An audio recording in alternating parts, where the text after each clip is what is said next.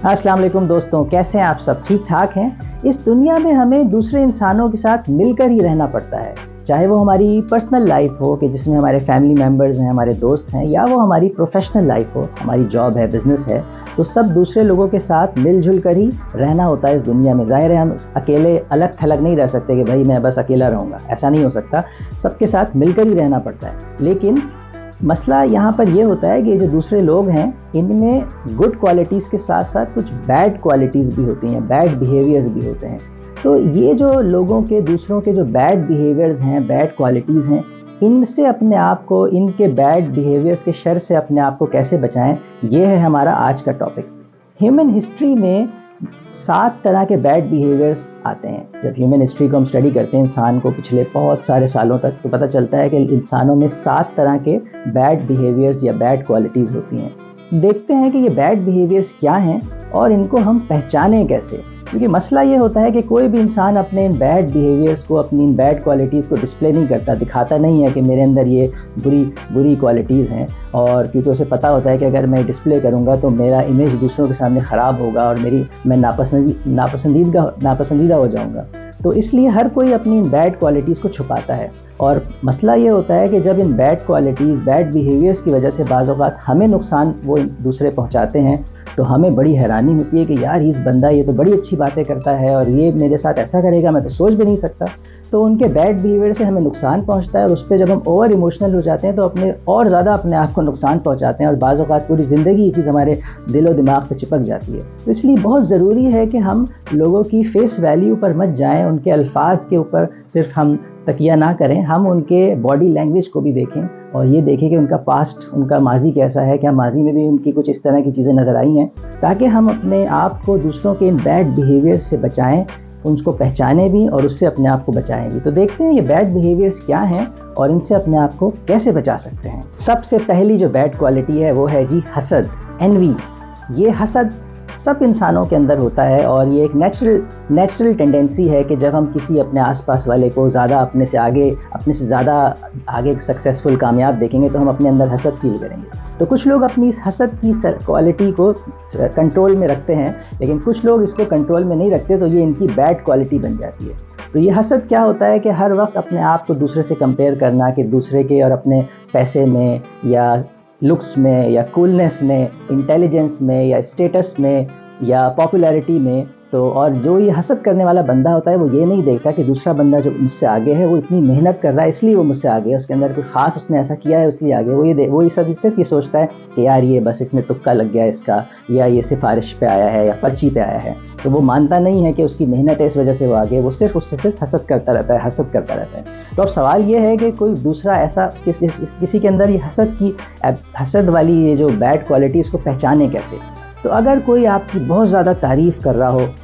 या कोई आपसे बहुत ज़्यादा फ्रेंडली हो रहा हो, बहुत ज़्यादा आपके पास फ्रेंडलीनेस दिखा रहा हो अपनी, या कोई बहुत ज़्यादा अपनी इनसिक्योरिटी दिखा रहा हो, इनसिक्योरिटी का मतलब अपने अंदर के जो तहफ़्फ़ुज़ात होते हैं वो दिखा रहा हो, या कोई बंदा आपके बहुत क्लोज़ आना चाह रहा हो ताकि जब वो बहुत क्लोज़ हो जाएगा तो पीछे से वार करेगा आपके ऊपर। तो ये चीज़ें हैं, अगर ये 3-4 चीज़ें नज़र आए किसी के अंदर तो समझ लें कि उसके अंदर हसद है आपसे। तो अब सवाल ये है कि इस हसद से दूसरों के बचे कैसे। तो इसका तरीका ये है कि लो प्रोफाइल रहें, बहुत ज़्यादा अपने आप को शो ऑफ़ करने की ज़रूरत नहीं है, फेसबुक पे पोस्टर लगाने की ज़रूरत नहीं है। कुछ अचीवमेंट हो गया, कुछ नया हासिल हो गया, उस पे फेसबुक पे लगा रहे हैं, दुनिया को बता रहे हैं। दुनिया को बताने के बजाय ज़रा लो प्रोफाइल रहें, अपनी हर एबिलिटी बहुत ज़्यादा आप अपने आप को परफेक्ट दिखाना और बहुत ज़्यादा टैलेंटेड दिखाना ये ना करें, बल्कि कुछ अपनी आसपास वाले लोगों से अपनी वीकनेसेस का भी इज़हार करें कि हाँ यार मेरे ठीक है ये सब चीज़ें हैं, लेकिन ये वीकनेस भी है मेरे अंदर, मैं भी कोई परफेक्ट नहीं हूँ और ये सब चीज़ें बस मिल गई हैं मुझे, बस एक लक है। इस तरह से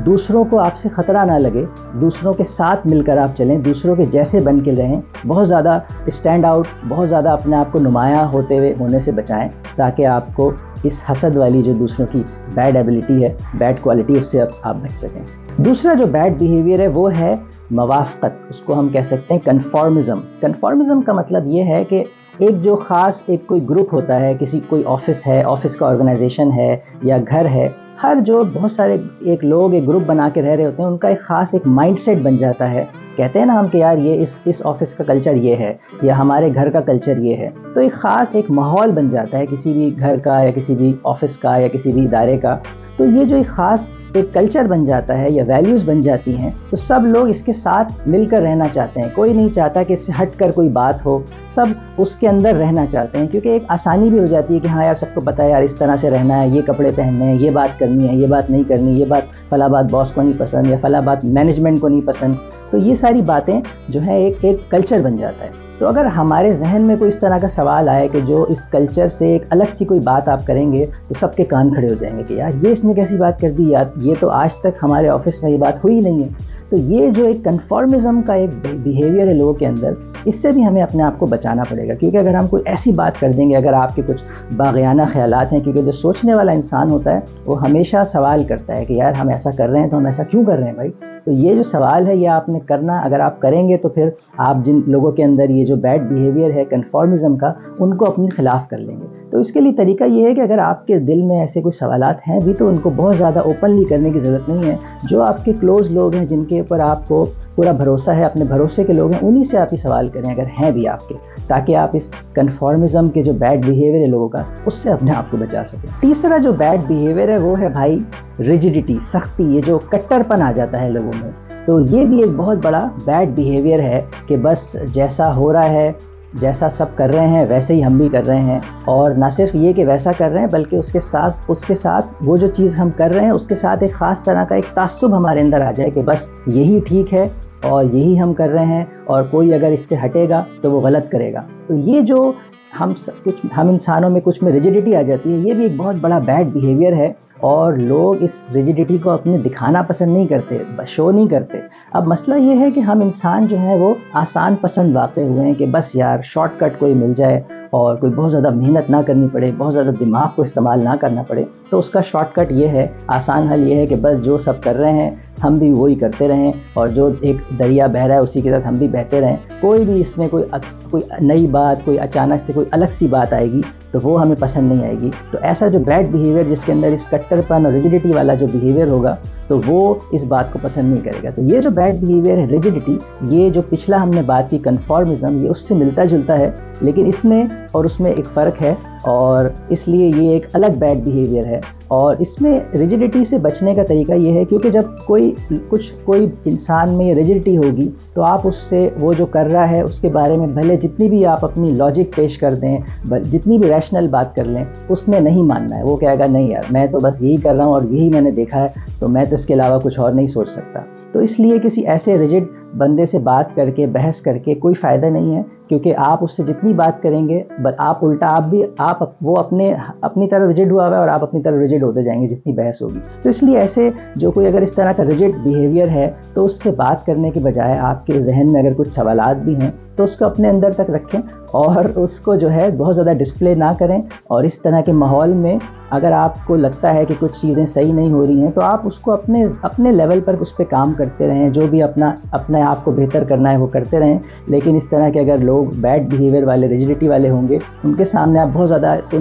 ان کی جو لائف ہے یا ان کا جو سٹائل ہے یا جو ان کا طریقہ ہے اس پہ آپ بہت زیادہ سوال کریں گے تو وہ اگین وہی بات کہ خواہ کے اپنے دشمن پیدا کریں گے. تو اس لیے اس میں بھی یہی ایک اس کا سلوشن ہے کہ ہم اگر کوئی سوالات ہیں بھی تو وہ اپنے تک رکھیں، اپنے اندر، اپنی پرسنالٹی کے اندر اپنے آپ پر کام کرتے رہیں، تاکہ آپ کو اپنی جو سوالات کے جواب ہیں وہ مل جائیں. لیکن بہت زیادہ ان سوالوں کو دوسروں سے نہ کریں، کہ جتنے آپ سوال کریں گے دوسرے نے ماننا نہیں ہے، کیونکہ اس نے ریجیڈیٹی اپنائی ہوئی ہے. چوتھا جو بیڈ بیہیویئر ہے وہ ہے سیلف آبسیسونیس، یعنی کہ سیلف سینٹرڈنیس، اپنا پہلے سوچنا. یہ اس دنیا کی سب سے بڑی حقیقت ہے دوستوں، کہ ہم انسان، زیادہ تر انسان صرف اپنے بارے میں سوچتے ہیں، اپنے بھلے کے لیے، اپنے فائدے کے لیے کچھ کرتے ہیں تو کرتے ہیں، دوسرے کے فائدے کا کم سوچتے ہیں. زیادہ تر لوگ اپنے فائدے کا سوچتے ہیں، اور یہ اس دنیا کی سب سے بڑی حقیقت ہے. ایسے بے لوس لوگ اور بے غرض لوگ اور سیلف لیس لوگ بہت کم ہوتے ہیں، لیکن بہت سے لوگوں میں یہ ایک بیڈ بیہیویئر ہوتا ہے کہ وہ ہر کام اپنے فائدے کے لیے کرتے ہیں. ہم دیکھتے ہیں بعض اوقات کہ کوئی انسان